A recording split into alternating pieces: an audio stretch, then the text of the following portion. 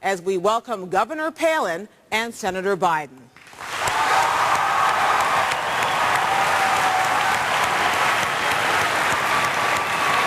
Nice to meet you.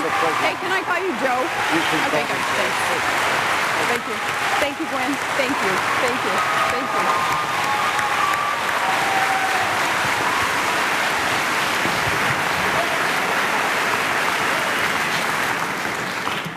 Welcome to you both. As we have determined by a coin toss, the first question will go to Senator Biden with a 90-second follow-up from Governor Palin. The House of Representatives this week passed a bill, a big bailout bill, or didn't pass it, I should say. The Senate decided to pass it, and the House is wrestling with it still tonight.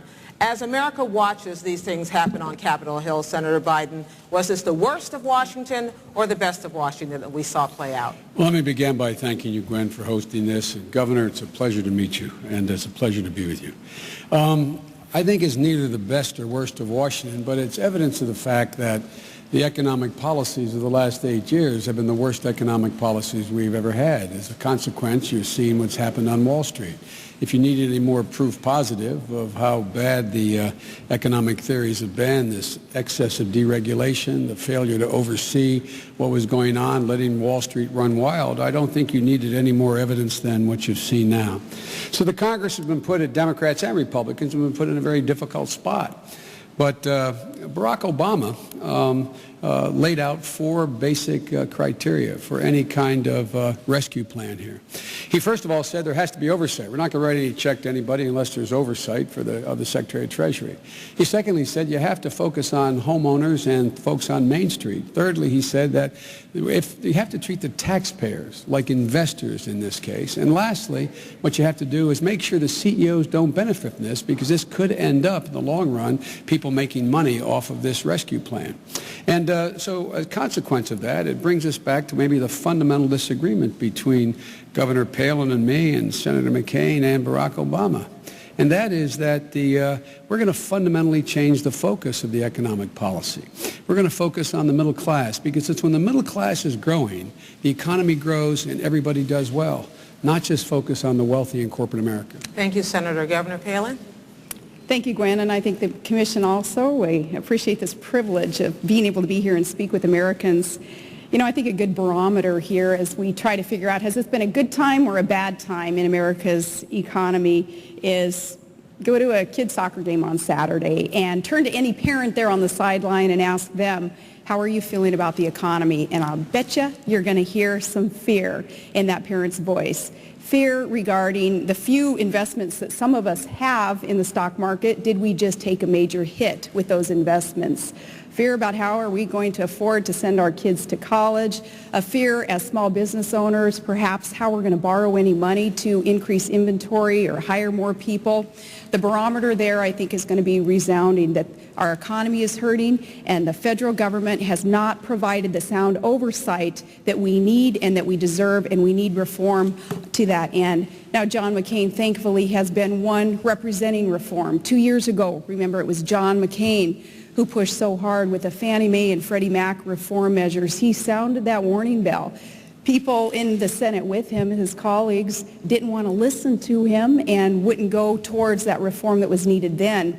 I think that the alarm has been heard, though, and there will be that greater oversight, again, thanks to John McCain's bipartisan efforts that he was so instrumental in bringing folks together over this past week.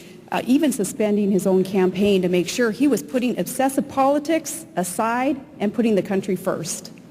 To be Vice President, Senator Biden, how, as Vice President, would you work to shrink this gap of polarization which has sprung up in Washington, which you both have spoken about here tonight? Well, that's what I've done my whole career, Gwen, on very, very controversial issues, from dealing with violence against women to putting 100,000 police officers in the street to trying to get something done about the genocide that was going on in Bosnia. And I have been able to reach across the aisle. I think it's fair to say that I have almost as many friends on the Republican side of the aisle as I do the Democratic side of the aisle. But am I able to respond to, are we able to stay on the on you the may, top? if you like. Yeah, well, you know, until 2 weeks ago, it was 2 Mondays ago, John McCain said at 9 o'clock in the morning that the fundamentals of the economy were strong. 2 weeks before that, he said, George, we've made great economic progress under George Bush's policies. 9 o'clock, the economy was strong. 11 o'clock that same day, 2 Mondays ago, John McCain said that we have an economic crisis. That doesn't make John McCain a bad guy, but it does point out he's out of touch. Those folks on the sidelines knew that 2 months ago. Governor Palin, you may respond. John McCain, in referring to the fundamental of our economy being strong, he was talking to and he was talking about the American workforce, and the American workforce is the greatest in this world with the ingenuity and the work ethic that is just entrenched in our workforce. That's a positive, that's encouragement, and that's what John McCain meant. Now, what I've done as a governor and as a mayor is truly had that track record of reform, and I've joined this team that is a team of mavericks with John McCain, also with his track record of reform, where we're known for putting partisan politics aside to just get the job done. Now, Barack Obama, of course, he's pretty much only voted along his party lines. In fact, 96% of his votes have been solely along party line. Not having that proof for the American people to know that his commitment, too, is, put the partisanship, put the special interests aside, and get down to getting business done for the people of America. We're tired of the old politics as usual, and that's why, with all due respect, I do respect your years in the U.S. Senate, but I think Americans are craving something new and different, and that new energy and that new commitment that's going to come with reform. I think that's why we need to send the maverick from the Senate and put him in the White House, and I'm happy to join him there. Governor, Senator, neither of you really answered that last question about what you would do as Vice President. I'm going to come back to that throughout the evening to try to see if we can look forward as well. Now, let's talk about this. The next question is to talk about the subprime lending meltdown. Who do you think was at fault? I start with you, Governor Palin.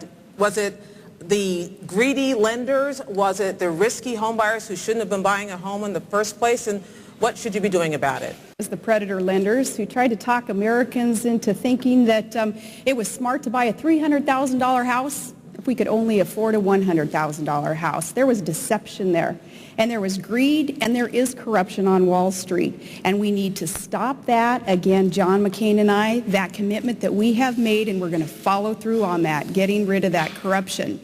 One thing that Americans do at this time also, though, is let's commit ourselves, just everyday American people, Joe Sixpack, hockey moms across the nation. I think we need to band together and say, never again. Never will we be exploited and taken advantage of again by those who are managing our money and loaning us these dollars. We need to make sure that we demand from the federal government strict oversight of those entities in charge of our investments and our savings.